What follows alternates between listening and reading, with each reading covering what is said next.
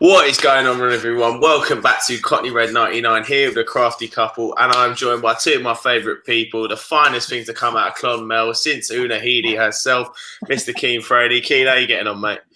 Not too bad, not too bad, Joe. It's kind of a glorious time. It's an international break.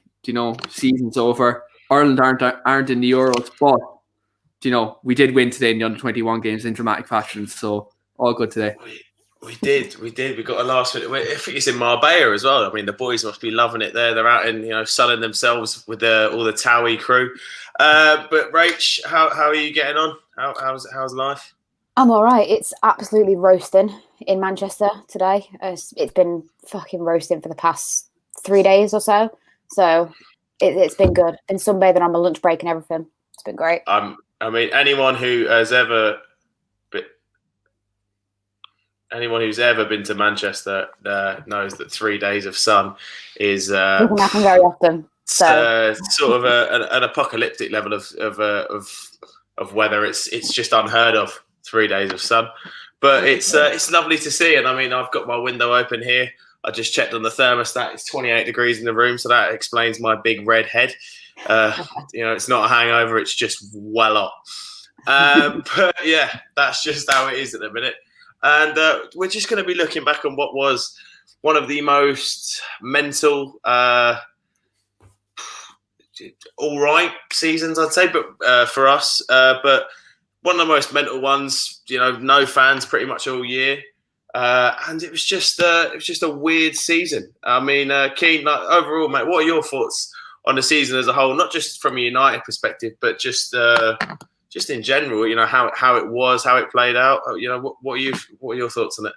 I think that just firstly touching on United, I think it was an all right season. It wasn't a magnificent season, but it was better than the season before.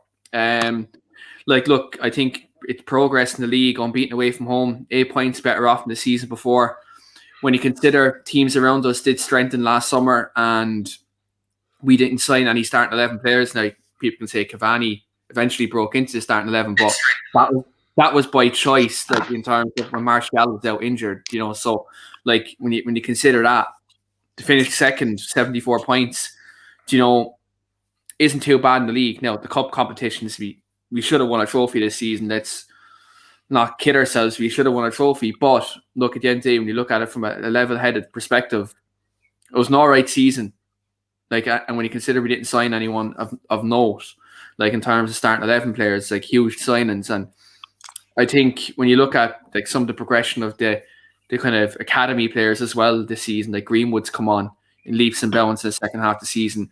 Even that at first half of the season, his goal scoring record wasn't there, but his overall game was getting better in terms of the assists, in terms of getting involved in play, his link-up play, that was getting a lot better. I think Scott McTominay had his best season as a Man United player, where he does have his critics, like sometimes I'm one of them, but when we look at his goal scoring this season, his overall leadership, his come on leaps and bounds, I think he's someone who's come on. I think Luke Shaw has been a massive positive. Like, we look from where he was to where he is now, like going off to Euros with England. I know me and you, and we don't have an interest in it, but when you look at where his international career was and where his United career was, to see where he is now, like getting like Player of the Year at United and getting into Gareth Southgate's England squad, it's good to see. Like, there's many different positives, like Bruno being fantastic this year. Just, he's been a revelation. But obviously there is downs, getting knocked out of the Champions League in the group stage, losing the final to Villarreal, losing to Leicester. But when you look at it all as a nutshell, we were one penalty kick away from talking about a title challenge. Like, when you deep it, we're one penalty kick away from a magnificent season, and people are saying progress. But all of a sudden, one penalty kick has changed, and people are, it's kind of putting a dampener on it. So the way I look at it is, next year we do have to progress. I think when we talk league position, a title challenge has to happen. The manager has to be backed, and we have to move forward.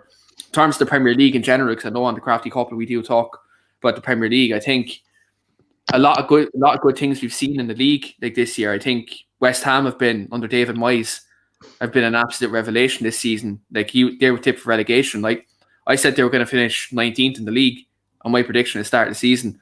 They absolutely smashed that out of the water.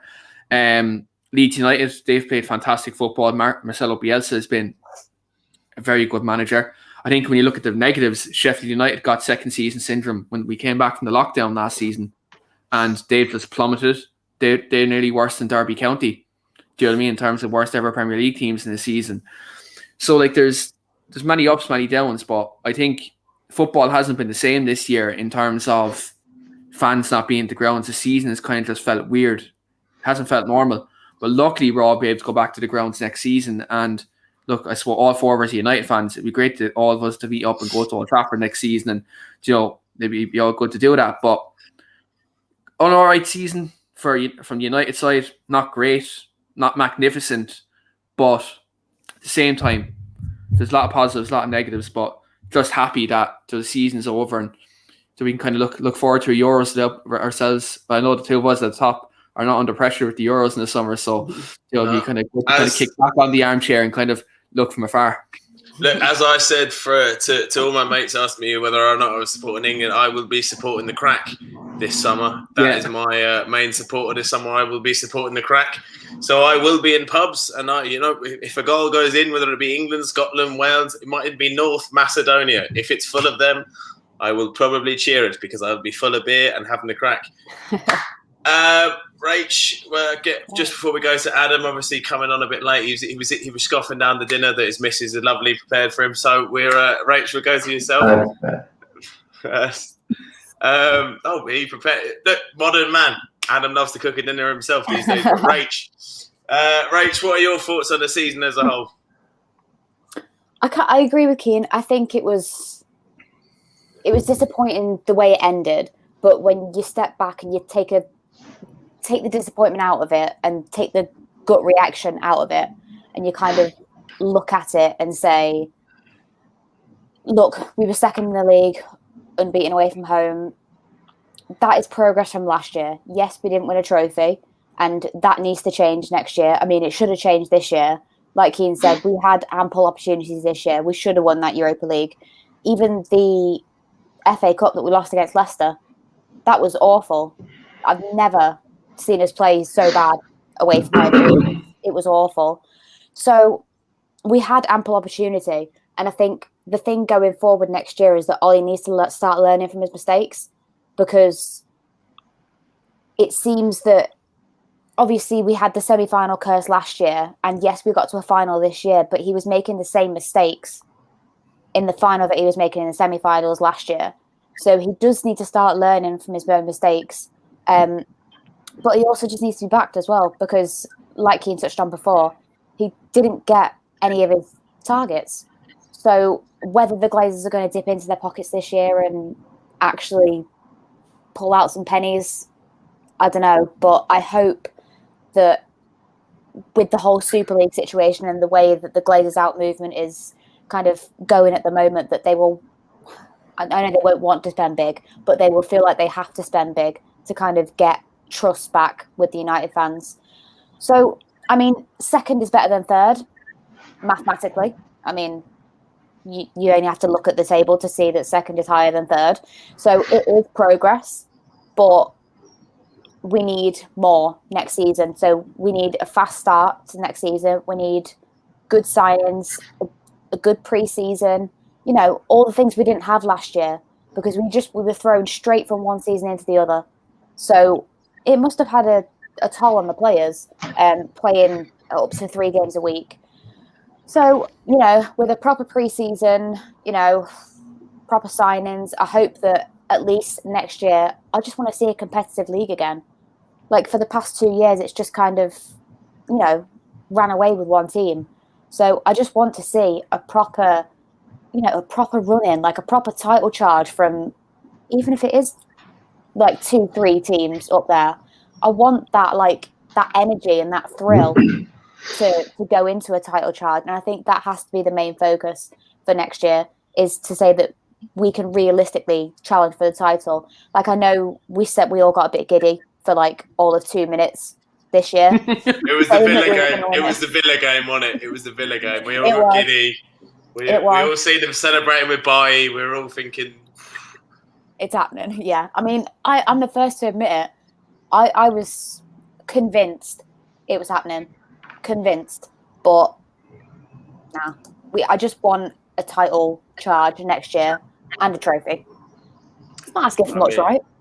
You're not asking for a lot, Rach. No, in terms of what me and you grew up with, I don't think. I think it's just our expectations as United fans. I mean, you got anything to add to that in terms of what you thought of the season? Not just the United on the whole in the Premier League, things that shocked you. You know, anything. You know, Keane talked about Sheffield United there. Sorry, I keep pointing the wrong way. It does point in the opposite direction. I do forget that sometimes. But Sheffield United season. I mean, I forgot about. Do you remember after 5 games, everyone thought Everton were going to do a title charge? That seems to have complete. I mean,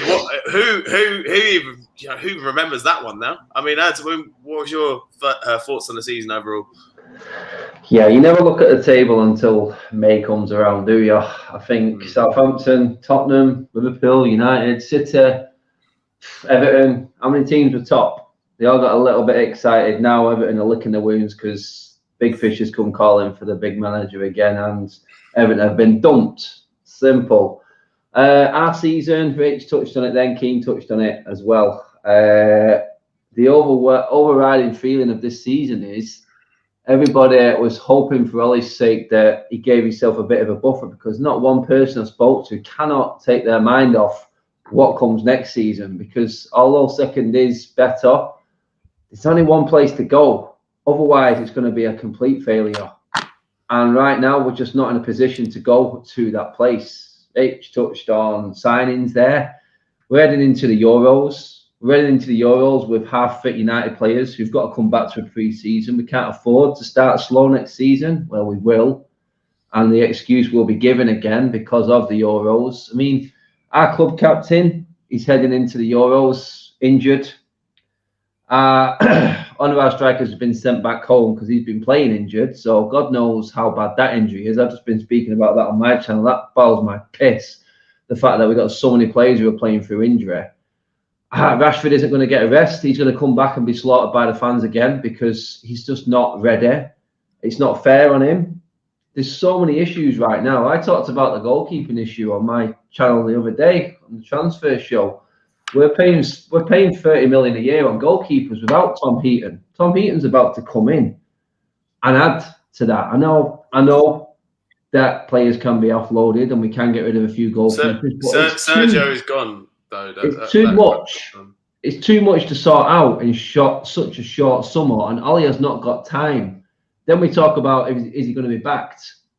If he's going to be backed, I don't think he can buy anyone that's not from the Premier League because he hasn't got time to let these players settle in. We've seen what he's done with Donny van der Beek. Everyone at the club apparently thinks he's not good enough to play. So I'm sorry, if you're looking at McFred, who have been established in this Premier League for the last 3 years, playing for United, they're not going to win us anything. That's quite clear. We're not going to get any better than what we've got this season with McFred playing.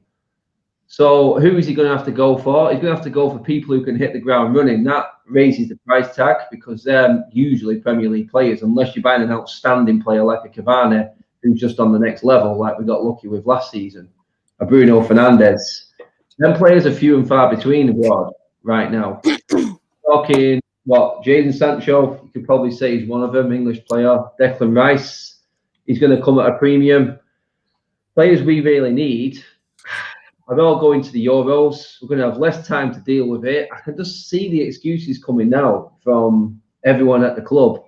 It's our first season with people in director of football positions, the first time that they've actually been in them positions. There's so much to sort out with this football club in such a short space of time. It's all going to come falling down on Ole to deal with again because no one else is going to face up to it. And in the end, I think the pressure is going to start to mount. Like Rachel, then we can't afford a bad start. This season, we had a bad start, we had a bad finish, and we all seen the mood of the United fan base right now. It's, unbeaten away from home, we should be happy. But for some reason, there's this horrible feeling inside most of the fan base that it's all going to fall apart again. I don't know why it's there. It's probably the failings that we get to these semi-finals and finals that's making us all think, can this group of players actually get over this? Can Ole be the one to get them to get over this? And everyone deep down is just telling themselves no. As much as we want it to work, we're being realistic with ourselves, and that's what's holding us back from really getting excited about going forward. Because if we have to rely on what the Glazers are going to do this summer, then there's no hope for any of us. There really isn't. Yeah. So it is going to come down on Ollie again, whether you like it or not. If you think it's unfair, the pressure's going to come down on him. And next season, with the fans in the stadium, oh my God, it could turn nasty. Can he turn it around? Can he get these players playing? I personally think he should probably have this one more year of his contract and see what he does. He shouldn't get the 3-year deal. It's going to end up costing us because they will sack him. They will sack him. So just let him see out his contract. Let's see what he does this season. Let's take the pressure off him. Let's take the pressure off him a little bit. I think it is fair. He's the only manager since Ferguson who's been able to see out a contract. And I think that's probably right for the stature that he's got at the football club. I think it's fair. And I'm not a nostalgic person. You know that. I'm cutthroat. I like my football. Basically, the way that United Way programme was shown, it's exactly how I was brought up.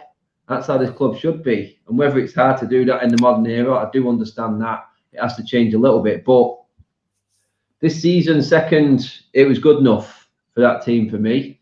We needed the trophy, though, and that's why it's just left that sour taste in every United fan's mouth, mate. It's just, it took the shine off what was productive. With really a small squad, because we didn't utilise the size of our squad. So there's so many issues behind the scenes, training grounds, who is favourable. Bailly signed the contract, then come out and running his mouth saying he's going if he doesn't get game time straight away. I'm like, there's no power over these players. Just let him fuck off at this point now. That's how I feel about it.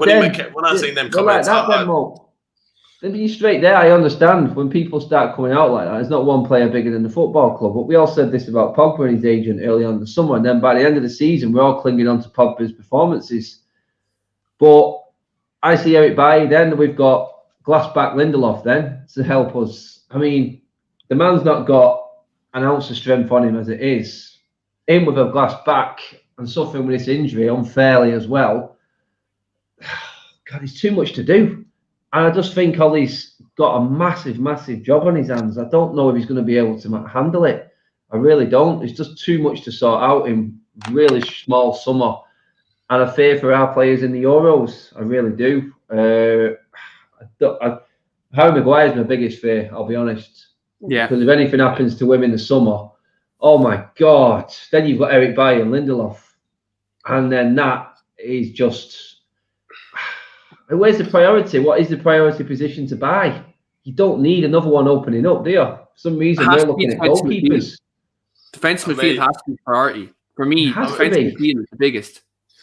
I mean, we've all missed the games here, but you know what? I feel like I'm back outside the ground and Flex is holding the mic because Madam's just been there chatting for about 7 or 8 minutes. Just feels like we're back in the good old days. I do what I do, mate. I do what I do. I've got so many subjects running through my mind. It's ridiculous, mate. I'll be dangerous, mate, when I get back outside the ground. My God.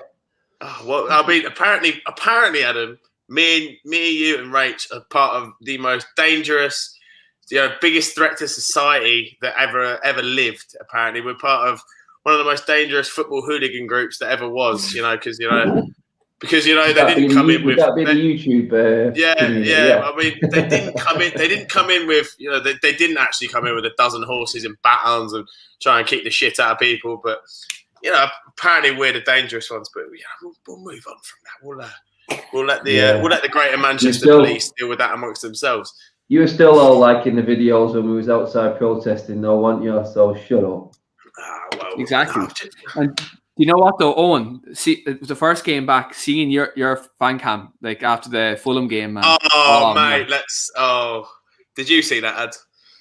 I didn't, mate, because you was on another channel that I don't follow.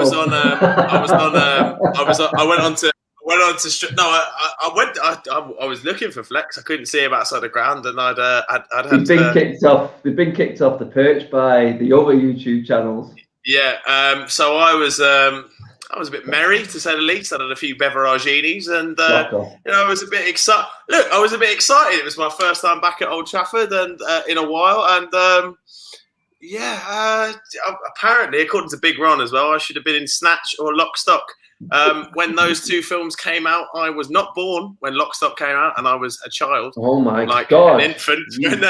When Snatch came out, I'm 21, so Big Ron, I would not have made the casting for that. I don't think Guy Ritchie was casting babies or unborn children in it. But I was a little bit excited, and I kept singing "Give It, Give It, Give It" to Eddie Cavani, essentially on my fan cam. But it was nice to be back in the ground, and I'd say that would probably be one of my major highlights of the season. But talking about the season as a whole, I'm just going around now, just see your biggest success and biggest flops in terms of transfers anywhere throughout the league, any team. Can be with us, can be with could be with Burnley if you fancy it. Keane, I'll come to you first. I mean, is there any big flop that comes straight to your mind?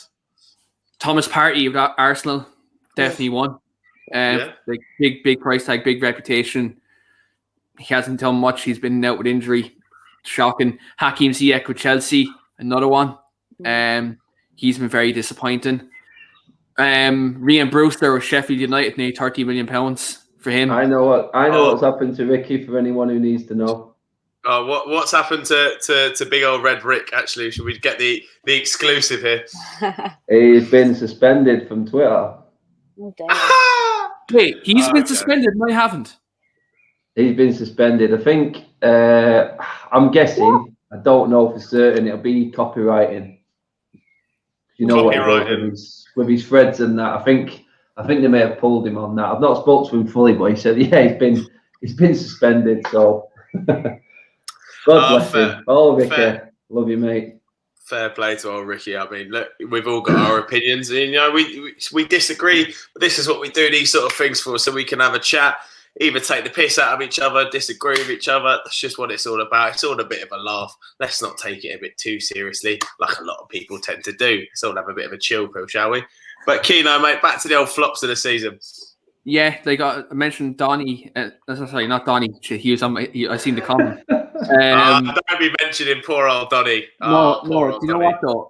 You've seen Ziyech, obviously Havertz. I know he scored in the final, but he's been shocking for most of the season. But my biggest flop, I'm going to go, and I know I'm just trying to boil a bit of piss with this one, but he has been shocking, and people said he was better than Fernandes and Pogba, but Thiago from Liverpool. I was going to say that. He's absolutely stunk it out in the Premier League. He apparently he controls the tempo of the game, but all I see him doing the game is give a thumbs up. So, yeah, for me, Thiago would be my flop of the season. Thiago Alcantara with the flop of the season. I mean, Rach, are you in agreement with that, obviously? Yeah, no, I agree with Thiago 100%. It's hard. I want to say Werner. I do. Yeah. Because... Well, Greg reckons he's not a flop. He just misses a few easy chances. But, yeah, okay. Yeah, that's why it's kind of hard, because I know he will come good, but based on this season alone, I think he's been fucking shocking. Absolutely shocking. Like, some of the chances I could put away. I mean, Rach, I've not seen you play football, but you are a keeper, as I know. I was a keeper. Yeah, so I mean, if you're tucking away the chances from, to be fair, that one header where it was literally on the line, that was one of the worst I've ever seen.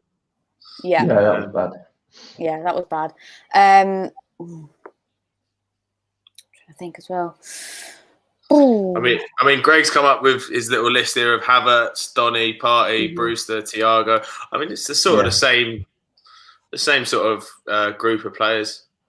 I think, really, to be honest. I mean, I mean, have you got any more to add? I was going to say the Brewster one to break a transfer record for someone who's not scored a goal in the worst Premier League season. One of the worst Premier League seasons on record. My God, it couldn't have gone more wrong for Sheffield United. It's below a whole transfer budget on a player who's never kicked the ball in the Premier League. Man, someone needs firing at that squad. It wasn't it wasn't the manager. Someone else should have gone just for that signing. That's suicide.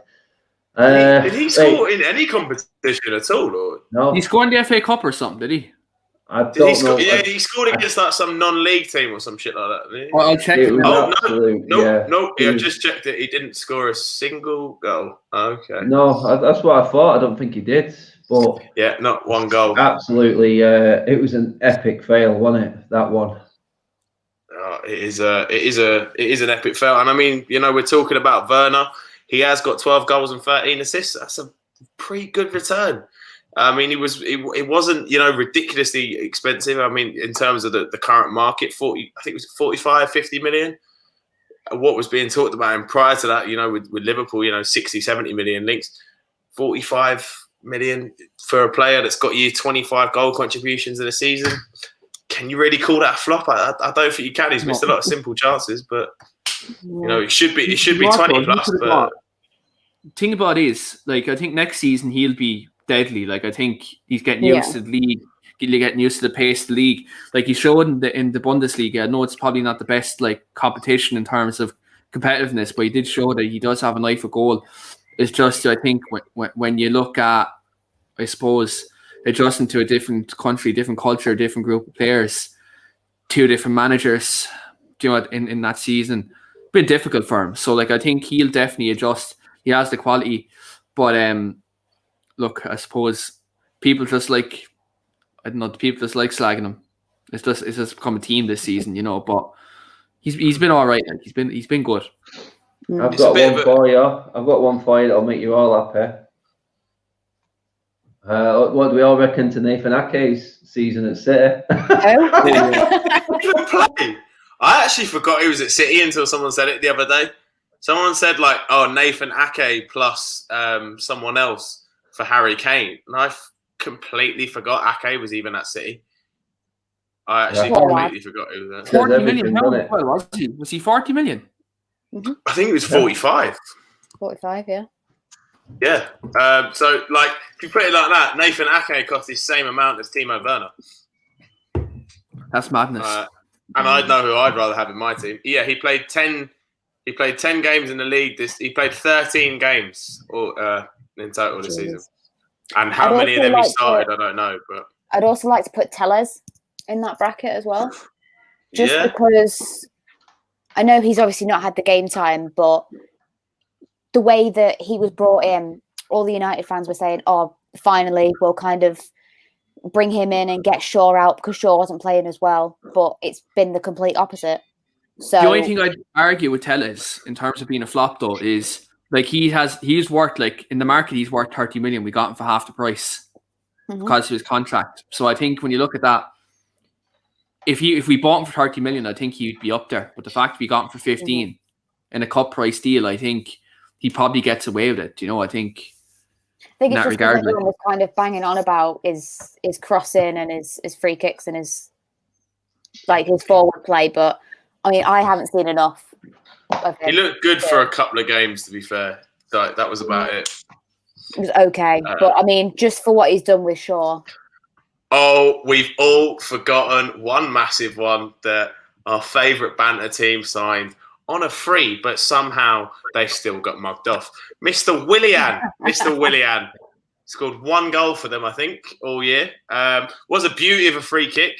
He got a couple of assists against Fulham, and they were all, they all had better joy with semis than we did in the last couple of years.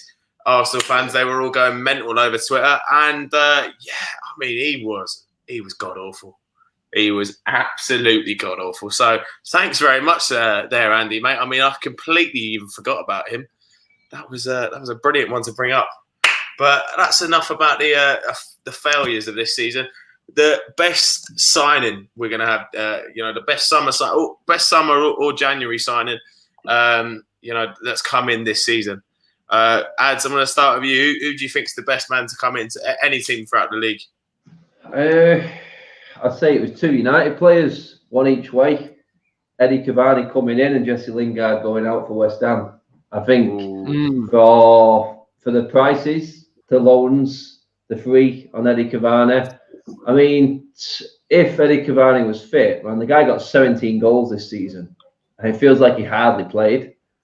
And I just feel like that just gave our forward line. You can imagine, because we missed Martial for so much this season, he was a non-entity. Cavani very much just about held us up when we needed. Then big games against Southampton, what he did against Spurs away. I think that, I mean, there's a few other players. I mean, I like a few of the West Ham signings, I'll be honest. I do, but what Jesse Lingard did for them second half of the season was a masterstroke. Absolute masterstroke. I mean, Ads, you are pronouncing it wrong. It is pronounced Jesse Lingardinho, as we do know that one. He is. He well, is. You can say that down there, but up here, back in Manchester, mate, I need to just give you a quick slap and when say, when I lived in Russia, I used to call him Jesse Lingardinho, and everyone. Yeah, but you can take a man out of the town, mate, but you can't take the town out of the man. You bring some of them up here. You need to spend a bit more time up here, mate, and we'll acclimatise you. Every weekend up there for the last fucking month. Not enough, and mate. I spent 3 years up there as well, mate. So I don't think it's too bad. Yeah, back then you was all right. Fucking hell, lads. You've absolutely shot me there. Shots being fired left, right, and centre here. No, like the bounce. It's just what it is. I mean, to the name tag that he got, I mean, the goal output. I think the only surprise at the end of the season was he probably didn't sneak into that England team, mate. That's what it was. It was a disgrace that he didn't. Yeah, no, it's a joke. It's a joke, but Bukayo Saka's in ahead of him, I think. I think he's been way better than Bukayo Saka. I think because he can play left back, he's snuck in as well, hasn't he? But what do you need another left back for? You got Shaw and Chip. Does he just love a fullback? What does he plan on doing? Does he put Shaw for half an hour, Chilwell for half an hour, Saka for half an hour?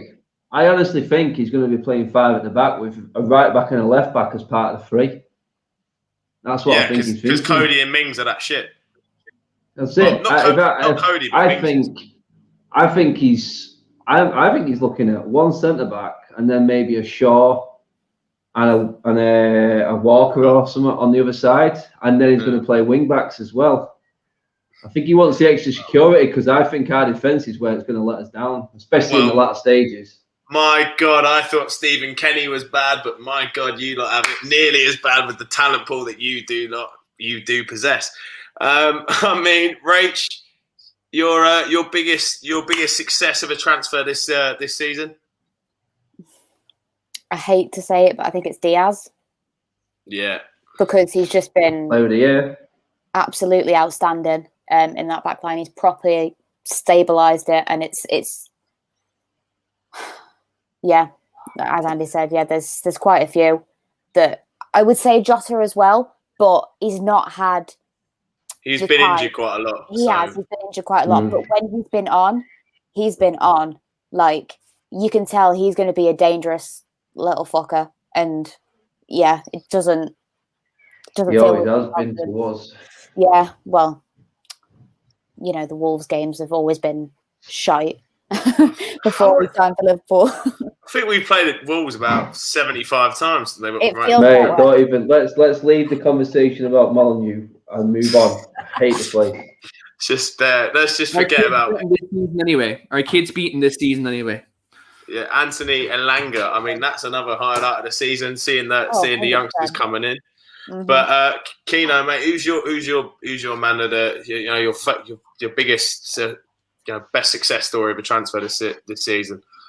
Definitely transfer window. I think Ruben Diaz. Look, I think he has to definitely be the dimension. I think when you look at kind of his impact and changing City's defence, and you look at the amount of money City are out to pumping into that defence, they're out to pumping in more money to that defence than some countries do for their own defences.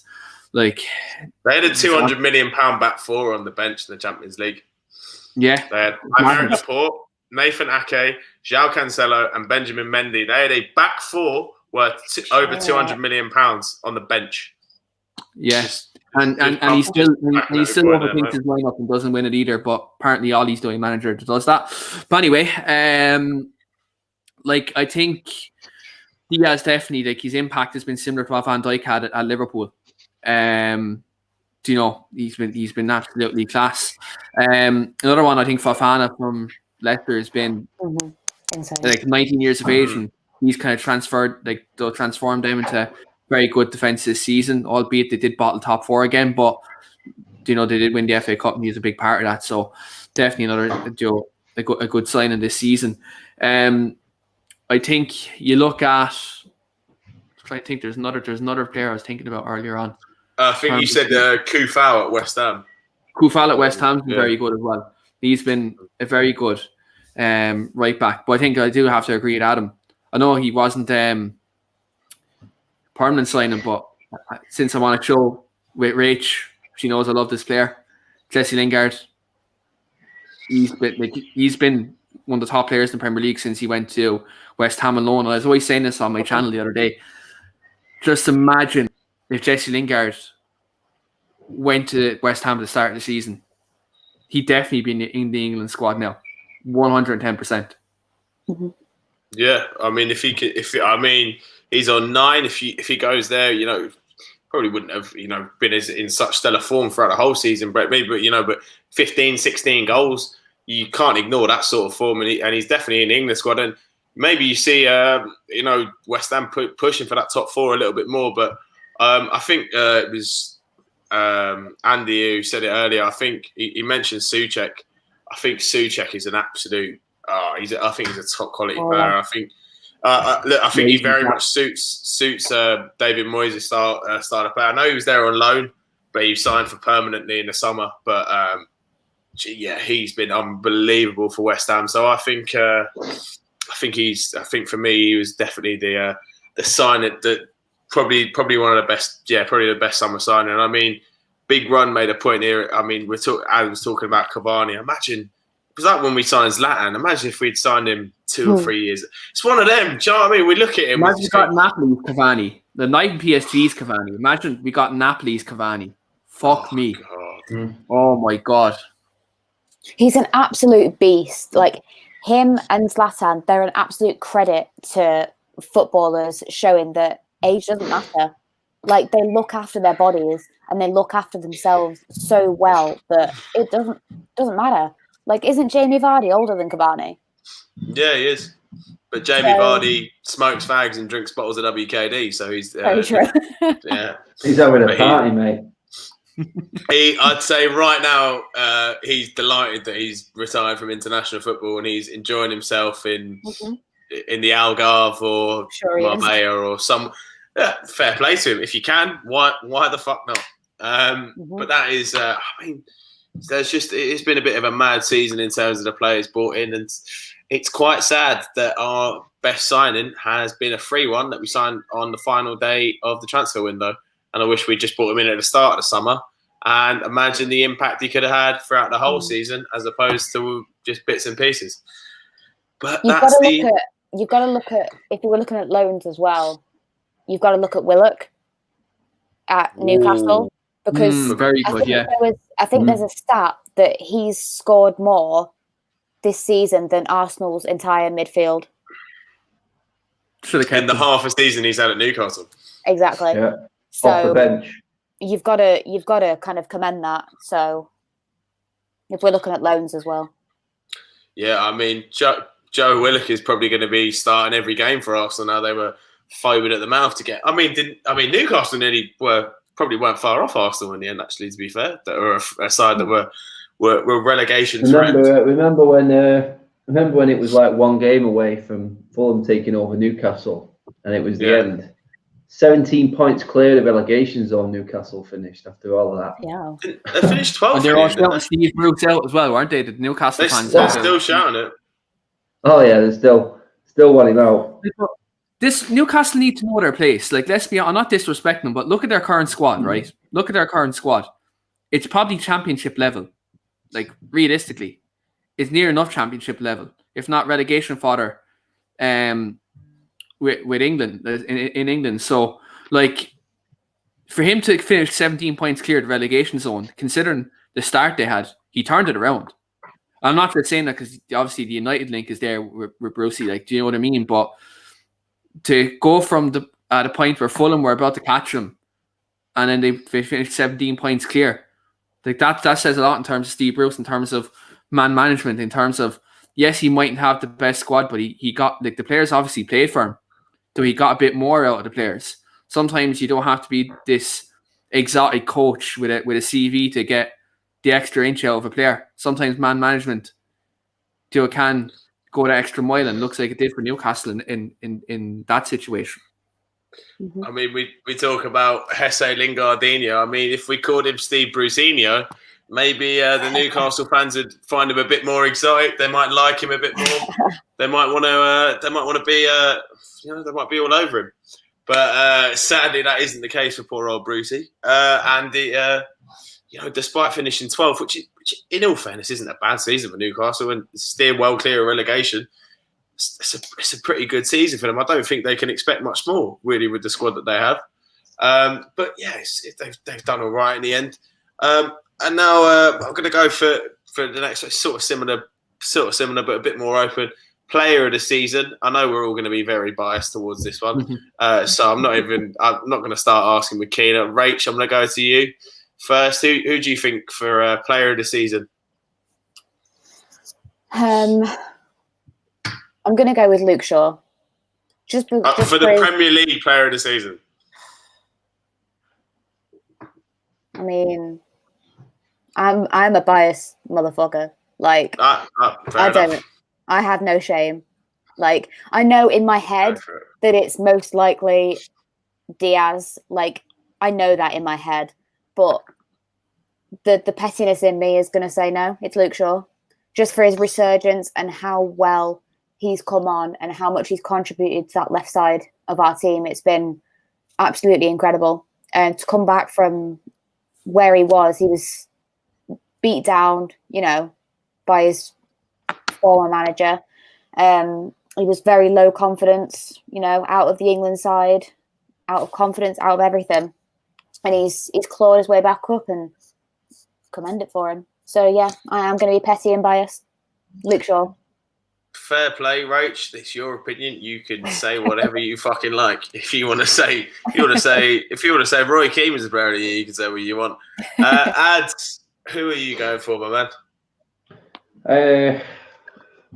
I think the ones that are in there the 5 that are in there for the vote, officially, I probably had to pick from. But I mean, you can't disagree. Or you can't ignore the stats of Bruno Fernandes and the influence that he's had on this team. I just hope we don't manage to drag this man down to the level that we seem to do when every player comes into this football club. He's just been, you can argue. He's coming up with some serious statements there. Sorry to interrupt you there, Ads, but Big Ron has what was it? Come up. It's not like a woman to be petty and biased, but that was my God. Bit of misogyny, but we're all right. I can take it. I'm not. Rach is a football girl. She's dealt with. I'm sure she's dealt with worse. She's been in and around the football scene. She's. You know what? Actually, I have had worse. When I was sat at Old Trafford one time, it's actually a story about Luke Shaw. I think it was 2 seasons ago, when the last season before we got booted out, I said I was commending Luke Shaw to Andy, my boyfriend beside me, and then I heard the guy next to me saying, "Oh, she's only saying that because he's fit." Is Luke Shaw fit? No, he's not. Yeah, a guy said that to me. So I turned around to him and I went, "You what?" I was like, "And 2, is he?" But fair. Yeah. Look, so I've had it. I can take it. We've heard. I'm sure Ads as well as I've heard many an unsavoury thing said at football. Some are hilarious. Some are just a bit out of order. But we move on. We move on. We live in a fun world. I mean, Big Ron says he's sorry. He just couldn't resist. All right, bro. But Ads, sorry, talking about the main man that is the beautiful Portuguese Magnifico.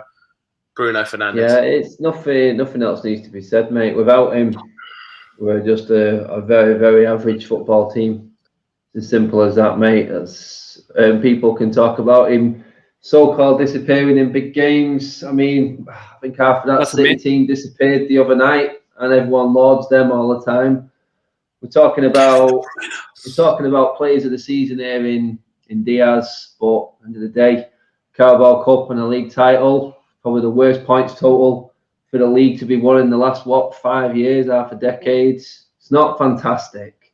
It's a weird season. And believe me, when them players have got fans there and the pressure's on these away games, which is why all of the big teams seem to do well away from home, but we're absolutely shocking at home. Look at the records for all of that top 6 at home.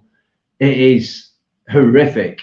From United to City to Liverpool to Leicester, all of them have been absolute pants. Next season, we'll see a different ball game. And I think players like Bruno will rise to the pressure, where a lot of players who've had a good season this season without fans will start to shrink again. And that's my big prediction for next year. I think you'll see the world-class players step forward when the fans come back.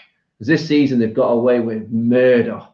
Absolute murder. So I think Bruno Fernandes stands out because he's been working with poor players around him in that midfield at United, and he's still looked world class.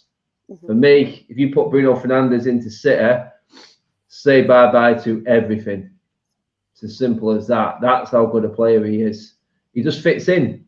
He fits in to whatever team wants him in the world. There's not many players that can do that. Bruno is just that type of player, and I work on influence and importance of a player as well as what they actually do skill-wise and effort they put in. He's infectious, and he's made a few other United players better since he's been there. So I can't remember a midfielder scoring that many goals. Even without penalties, I think he's the leading goal scorer this season in midfield. So it says a lot. Says a lot. Penalties are penalties, but take them away and tell me who's ahead of him in the league. No one in midfield. So I think you can just quash that argument about his penalties and what he does. He wins us football matches with moments of brilliance. And you know what? He probably belonged in the United way video more than any other first team player right now because of the way he plays. He's a risk taker. He's a United player. Simple, and we're lucky that we've got him. If there's one player who needs a big contract extension, I wouldn't be looking at Pogba. I'd be looking at Bruno Fernandes. 100%. That's who I'd be looking at. And tell Mino Raiola to get on his plane and fuck off back to the Netherlands. Half a million ain't happening. Honestly, Mino Raiola. Honestly, I've never hated a bloke just for no reason as much as him. Just like. It's all purely football related, but you could just tell he's an arsehole. Do you know, like he's the sort of bloke that would he's the sort of bloke that would pull out a wad of cash and give the waitress a 10p tip. He's that sort of a just mean looking character. He's just a horrible bloke. Keane, do I even need to ask you your player of the season, really, mate? I think we all know this one. Or are you going to shock us all? Oh no, my player of the season is Sean Longstaff. Nah, Sean Longstaff, absolutely, completely concur. Quality footballer. No, look, it's Bruno. Like he smashed Frank Lampard's record this season in terms of goal scoring midfielder. Like he's absolutely sensational. And Adam said it. Like he'd fit into any of the top 6 teams in England, and I'd even go as far as he'd get into Bayern Munich's team. Most definitely gets into Barcelona's midfield. Oh, every Sunday he gets into Real Madrid's team. Absolutely. You look at him like he's the best midfield, in my opinion, he's the best midfield player in the world. And I've said that since the start of the season, and I'll remain consistent with that. Like to have them numbers as a midfielder, and even when you take away the penalties, there's still no one in midfield in world football that comes near him. So I think you have to say like his quality, his leadership, like all that whatsoever. Like he's, and you put it on to a nutshell. Like he's a player for Man United now that could probably get into Man United teams of old. Like if you look at the 2008 team, right, that won the Champions League and won the Premier League that season, Bruno's probably the only player in this current squad now that gets into that 11. For me, he's probably the only player that gets into that 11. When you take Owen Hargreaves out there and you put him in with Carrick and Scholes, he fits right in there. Bruno would fit in there 100%. But he's probably the only player in that squad. I'd probably take out Carrick. No, I'd take out Hargreaves, man. I would take out Hargreaves. I think Hargreaves is the holding man. I think Hargreaves doesn't get enough credit for what he did in that team, to be fair. Sorry, that's another argument. Carrick can sit, though. Carrick can sit and take the ball off the 2 centre halves. He done that in the latter stages towards the United career. Scholes, he couldn't tackle, but he could do everything else. And just imagine Paul Scholes and Bruno on the same midfield. My God. Oh, I think you wouldn't lose a game of football. That was, I mean, that's true. I mean, that is I mean, Bruno and Scholes in midfield, it's mouth-watering to any football fan, let alone a United fan. I mean, I did really like Owen Hargreaves that season. That I think he was absolutely amazing. I don't think he gets enough credit for how good he really was. He was a tremendous footballer. I think he just got ruined by injuries. He only really had 1 year at United. Wow. I mean, before I move on to the next question, Big Ron reckons Carrick was shit. And Ron, give your head a wobble, pal. Give your head a wobble. I mean, Big Ron, have you been on the brandy tonight, son? I mean, what's going on here? Like, I don't. I think Carrick was one of the most underrated. Similar to Hargreaves, one of the most underrated English footballers of all time. How he's got this small number of England caps he does is an absolute travesty. I think in that 2012-13 season, alongside Robin van Persie, he was probably our player of the season. Absolute Rolls Royce midfielder. I completely disagree with you there, Ron. But I do love it. Do love your contributions, my man. But gonna have to completely disagree with you there. I mean, Ads, have you got anything to add to that one? I mean, you. Yeah, Ron. Ron, I'll get you back on my channel, mate. I'll give you a quick clip around the ear roll, mate. I need to sort you out, mate. I need to sort you out with that one. Yeah, I mean, yeah, definitely. Carrick is the Rolls Royce, isn't he? Carrick was a Rolls Royce. I mean, he's in complete agreement with me about Owen Hargreaves, but in terms of Michael Carrick, I don't think any of us are in agreement with that. Moving on to one of the final questions now. Our moment of the season, it could be literally anything. It's probably going to be United related. Let's be honest. But that moment of the season, that thing that you will look back on in 3 or 4 years' time and just think, that was fucking great that day, or that was amazing, or that was beautiful, that moment. I mean, Keane, I'll come to you first, mate. What's your thing that you'll clutch to and you'll probably remember for years on this season? Do you know what? I wouldn't say I clutch onto it, but what I'll always remember the Super League, all the stuff that happened in that week, like that was absolutely crazy. I don't think I watched Sky Sports News. Let's do it a bit differently. Let's do one from outside of football, one from like a game. Just do it like So outside of football, the Super League, but the game, definitely I think my most memorable one this season would be beating Spurs away from home, getting revenge for the 6-1 and sacking Jose Mourinho. That for me, that was a vindication for me because my agenda won. So yeah. Yeah, fair enough, mate. Fair enough. I mean, Ads, what was your moment of the season? Do you know what? It was my favourite game was the Leeds game. I'm not going to lie. Yeah. Just having Leeds back because of my old school nature, having Leeds back in Premier League and smashing them off the face of the planet in 10 minutes was very, very pleasing for me. Off the pitch, it was probably Bruno's penalty against Brighton. That is what Andy has said. I was about to bring that one up. I didn't even see that there. Do you know what? That start of this season, we were absolute diabolical. We should have been beat about 8-4 in that Brighton game alone. Didn't they hit the post like 3 times? Oh, yeah. Mate, they were all over us. We were shocking, weren't we? But that there should have told us all that this season away from home, we were probably going to get the rub of the green because, my God, did we? We really did. And to score that penalty, that's probably the best penalty there's ever been as well, top bins. That was just, it was a weird feeling. I don't know about standout. It seemed weird to actually have a penalty after the final whistle had gone. Did anyone else get a notification at the full time?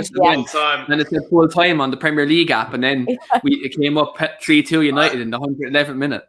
It happened to me because I was at my mate's house, and literally I knew it was the final whistle, so I just pissed off into the bedroom where I was staying. I was just fuming, just sat on the bed, and I just said, "Owen, fucking come downstairs! There's a penalty!" Oh, I couldn't believe it. I just absolutely. I can see you shuffling down the stairs at that moment. Thankfully the room was downstairs, so I just ran straight back into the living room. The videos on my Instagram, I went absolutely mental. That was, did forget about that one. That was a brilliant day, to be fair. I mean, but outside of obviously the process as well as were a big thing as well. I mean, do you want to have a word on that one? Yeah, I mean, everyone knows. Everyone knows how my protests went because it was all well documented. But yeah, it felt like, even if we talked about it before, the hatred that was around the YouTube sort of scene, and some fans saying we're not real fans and whatnot. We all know the crap that's been going on with that. But the protest brought the whole fan base together, so that's what was good about that. Everyone came as one. It didn't matter who you was, as long as you was waving that green and gold. It felt like you was fighting for the Manchester United of old. And I'm a poet and I didn't know it, but there you go. Simple as that. I mean, what's that? Our kid, the poet from Manchester, he's funny. Adam's been taking a few lessons off him as well. I mean, gold, supporting the club of old. There you go. Stick that one on a t-shirt. I mean, ads, put it on a t-shirt, put it in one of the stalls outside Old Trafford, sell it for 15 quid to everyone that comes into the ground. I'm sure people will buy it left. Then I'd be as bad as the Glazers, mate. No, you wouldn't, because you put it back into the supporters trust, all the profits. See, you do it the right way. All right, if I did it for charity, fair enough. Yeah, do it for charity. Just don't. Yeah, do everything for charity. I mean, Rach, before I come to you, I might jog your memory as Luke Shaw is your man. I mean, was it the goal against City? I mean, was that your favourite on pitch memory, that beating City at the Etihad? I think that was the game for me. Yeah, like I loved that game because it just hits differently, doesn't it? It hits. Mint. Yeah, it just. I know, like, there's no fans there. I know this season's different, but it just hit like it was so. Yeah, it was just mint. Chef's kiss, just mint. Yeah. Perfect. Also, as well, notable mention to the Spurs game. Southampton, that was great. I know they were down to 10 men, but forgot about the 9-0. Forgot about that beauty. You can't look past it, really. And also, probably just for a personal reason, the Fulham game. I know it was shit, but we were back, and that was just perfect. I know it was a shite game, but just being back was amazing. It says it all, doesn't it? Even when the fans came back, they couldn't up the game. Oh, God, bring on next season. It was one mistake, though.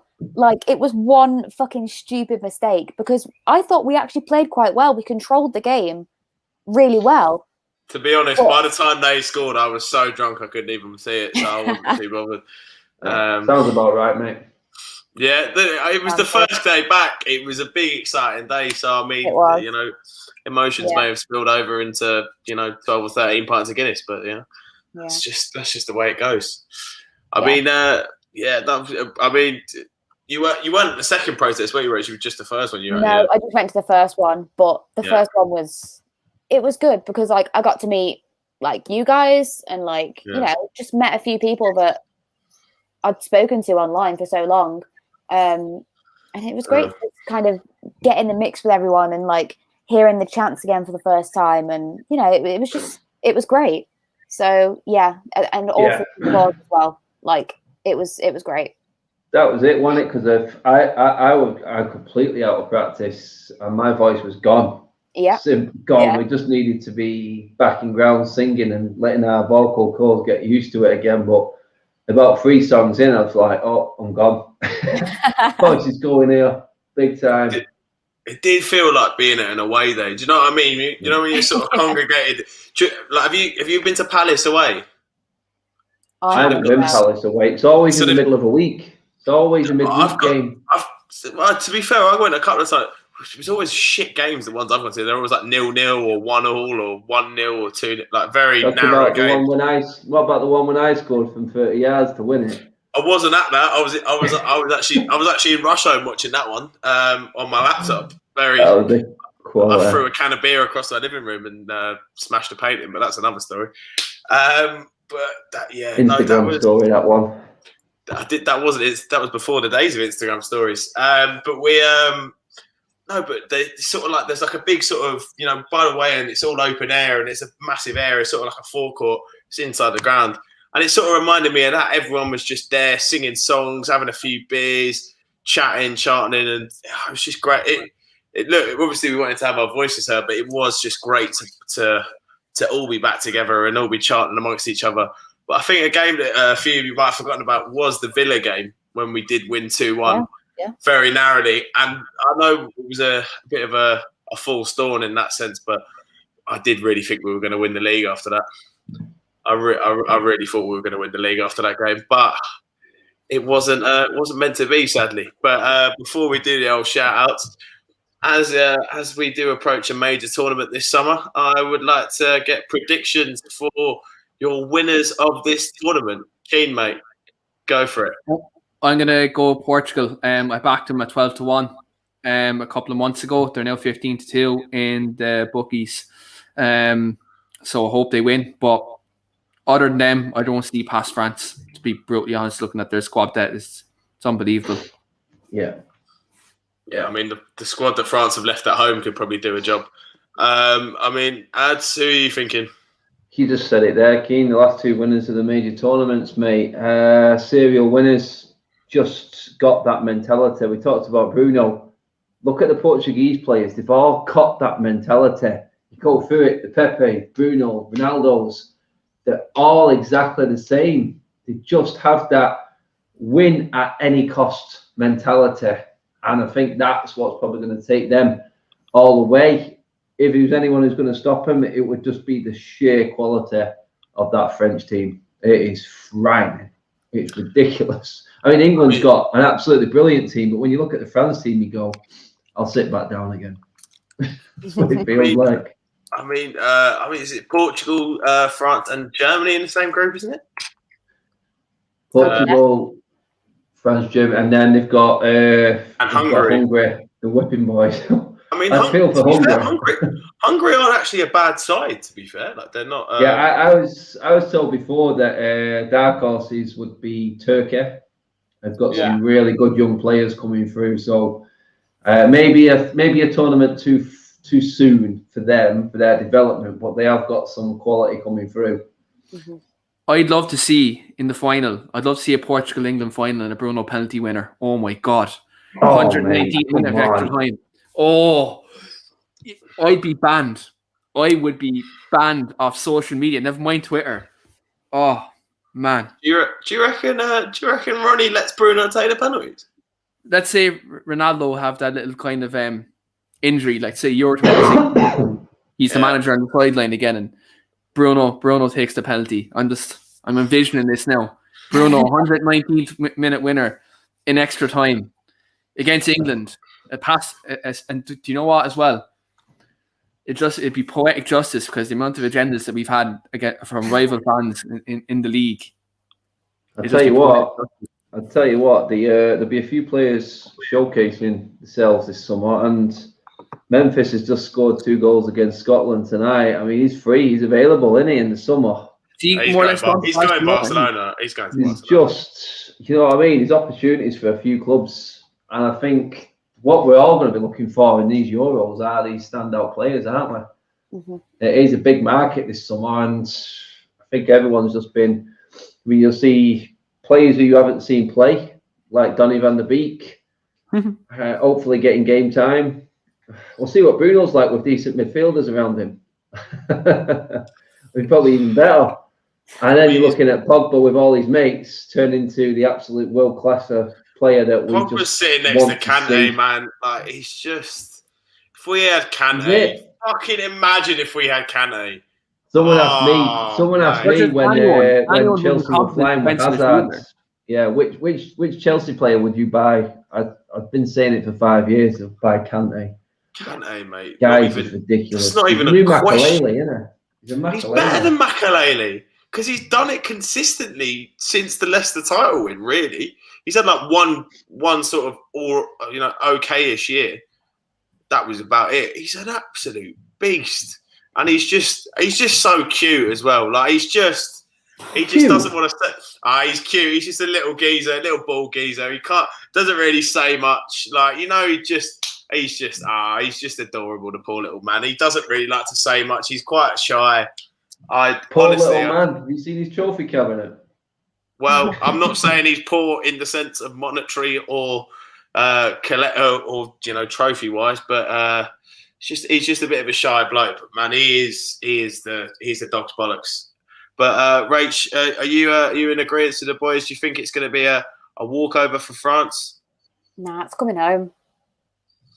Well, I mean, Big Ron reckons England will get your hopes up and then crush them like they do in every tournament. So. I think England should go far. I think England have got a minimum semi-final in them anyway. I hope so. Really? Yes. I mean, I'd like to see it because, as I said earlier, I support the crack this summer. So it'd be more crack if England get to the semi-final. I just feel like it's that midfield and attacking side of England's game. It's just going to be really good to see. You're looking at Foden, Grealish, Mount, and then you've got the Keane. Foden's overrated, man. Foden's overrated. Let's not talk about it. No, mate. The guy. He's overrated. I like the guy. I'm not going to lie. He's the only City player I actually like because he's proper Manchester lad. But he's got talent. That kid, I tell you, he go far. Is it really parents United fans? No, his old man is. His mum's a City. I class that as a failure. If my child came home and said that I wanted to support City, I'd be like, well, it's his old man's fault for marrying a City fan. I mean, well, to be fair, Ads is married to a City fan, and he was just powerful enough to make sure that both his children are United fans. So I was. there was no debate in that situation. So yeah, I'd say it is probably a failure by Mr. Foden Senior, but yeah, but I mean, things we can only. It would have been nice to see him playing alongside Greenwood in a red shirt, but sadly that day will never come. And hopefully he has a dip in his career and is playing for Stockport County in a few years. Let's hope we see a front two of Greenwood and McNeil in the few years. That will be an exciting lineup. Hannibal and Shortieri in the left. Oh, stop! There you go. I've got Keane smiling again. It's only took me 2 weeks. No, actually a week from the final today, wasn't it? Yeah. He's back. Once you start about the academy, that's when my eyes just light up because the talent pool there is ridiculous. Like, it's unbelievable. I mean, Ron, there is no way in hell that Adam would let Alfie sign for City. I don't think Alfie would want to sign for City, to be honest. No, it's just not happening. Proper parenting, I love it. Yeah. Proper parenting. Yeah. It's the way I supported United. I wanted to support Chelsea as a kid. I asked my dad who Frank Lampard was, and he told me he was see you next Tuesday, and that if I supported Chelsea, I'd be thrown out of the house when I was 18. So didn't really have a choice in the matter. And that's good parenting. That's how it should be done. But that's it. Who am I to lecture anyone on parenting as I am a 21-year-old childless person, despite what many of the comments say on Adam's streams. Me having legitimate children running up and down the country throughout the world, but they are not in existence. But that brings us to the end of it. We've gone over an hour now. Shout out to the lads. Big up Ads. Give yourself a shout out there, mate. Yeah, you know the name, Adam Matic on all platforms. Adam Matic 31 on Instagram, Adam Matic on Twitter, and then Adam Matic TV on YouTube. As you know, the Transfer Bollocks show is back tomorrow at 12 o'clock midday. Join me then. Yeah. Rach, anything you got to plug? Not at the moment. I mean, you can just follow me on RachMUFC7 on Twitter. I post a lot of workout shit. It's pretty boring apparently to some people, but I don't give a shit. So yeah, I talk about football sometimes, but workout stuff, just stupid shit. We all like the workout stuff. I'm guilty of that myself. Owen likes to work out the biceps with the pint jars. You know what he's like. I've got a true coach. Mate, I've got an online coach in a minute, mate. Don't worry about me, son. When you see me in August, you fucking beaming. We'll see. from about 17 different points. You'll be like, where does he end? He's just muscle. Keno, mate, you've always got something to plug. What's your what you got? Yeah, so you can catch me on Twitter at Keane_Franey if you do want to see some shithousery over the coming months on Twitter with the Euros on. And you can also catch me in the weekly Armchair Kickoff podcast. Our Euro 2020, I suppose, preview show in terms of prediction show will be on Friday night at 8 o'clock. So do check that out. Yeah, that's it. And please do keep liking, sharing and subscribing to this channel. And Mr. Ron, just to finish off, I am not going to be on an episode of Jeremy Kyle as the show is no longer on television. I did used to watch that during GCSE study leave. That was what I did instead of studying. But thanks everyone for tuning in throughout. We were up and down, but there was a lot of people in. It was great to see. Great to see the support. Please keep supporting. Please keep liking, sharing, and subscribing. It means a lot. Thank you very much. I'll see you soon.